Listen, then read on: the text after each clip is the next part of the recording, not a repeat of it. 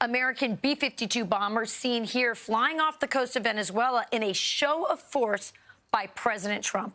This comes as the White House takes down another drug boat in the area, while the president confirms he has authorized CIA action inside of the regime.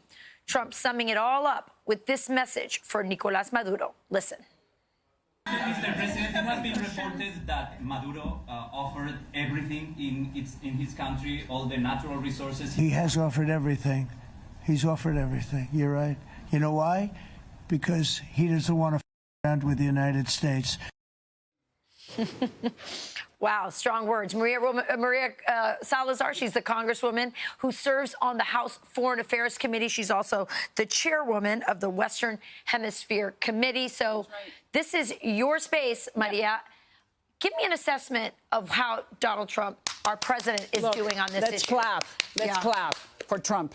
And I'm a proud Republican at this hour, and I want send the message to everybody that's watching us. He is doing the right thing. This is a historical moment to free the hemisphere from the bad hombres. So the pressure is mounting. You're seeing these B-52 bombers. They're flying off the coast of Venezuela.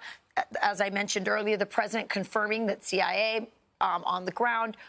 What is happening with Maduro right now? How is he feeling? Do you think that chances of him leaving in a peaceful way and a peaceful transition to the opposition party who won the election is likely to happen now? That would be ideal. And that is what Maduro needs to be thinking. Let me leave, let me go somewhere, enjoy the profits of my labor, and just give the country back to the opposition. Maria Corina Machado, who's hiding somewhere in Caracas, they have a plan together. The opposition won 70-30, and they're the legitimate president.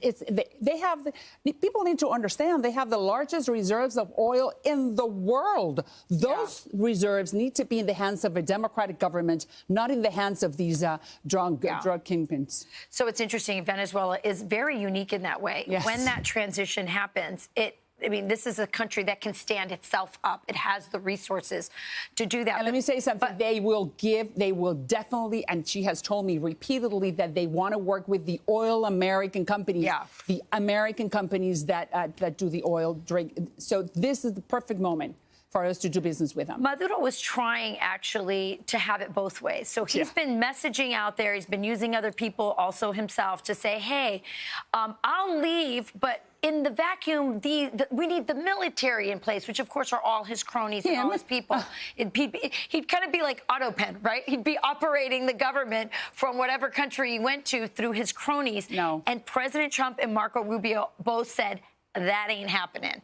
And so he really is isolated further, not just through President Trump, but also his allies are fleeing. The Russians, we saw people from the Russian embassy fleeing last week as well. So these are They know what's coming. We have 10% of our naval force in the Caribbean. We have the Ghost, which is this perfect ship where we do all the operations from. We have Naval SEALs, Green Berets. Yes, this is exactly what we need to do. Before the... You know, I've been saying this for a while. Donald Trump is not afraid to project strength. Just look at what's happening off the coast of Venezuela right now. American B-52 bombers. Yes, you heard me. B-52s, flying low and loud, making it crystal clear that the United States is not bluffing.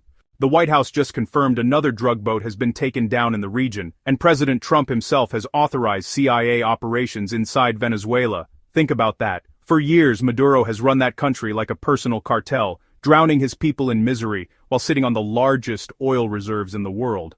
And now he's scared. You can see it in every one of his desperate moves.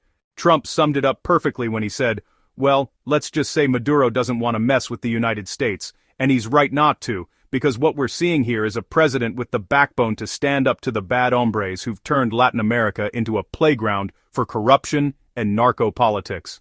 I'll tell you something else. This is a historic moment. Finally, we're seeing real action to free the Western Hemisphere from the grip of these drug kingpins. Venezuela could be one of the richest, most stable democracies on earth. It's got oil, it's got resources, it's got talent. All it needs is leadership, and Donald Trump knows that. He's putting pressure where it matters most. 10% of our naval force is already in the Caribbean. We've got the Ghost ship, the nerve center of operations, our Navy SEALs, our Green Berets, all in position. Maduro's allies are running for cover. Even the Russians are quietly packing up and getting out. They know what's coming.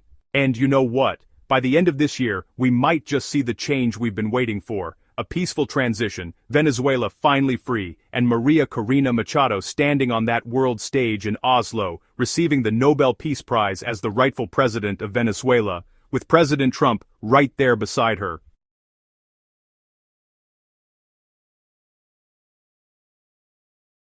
Say what you want, but I've never seen a U.S. president with this much courage, clarity, and conviction in foreign policy. For decades, Washington talked about spreading democracy. Trump actually did something about it. This is about freeing our hemisphere from tyranny, about showing the world that America still leads.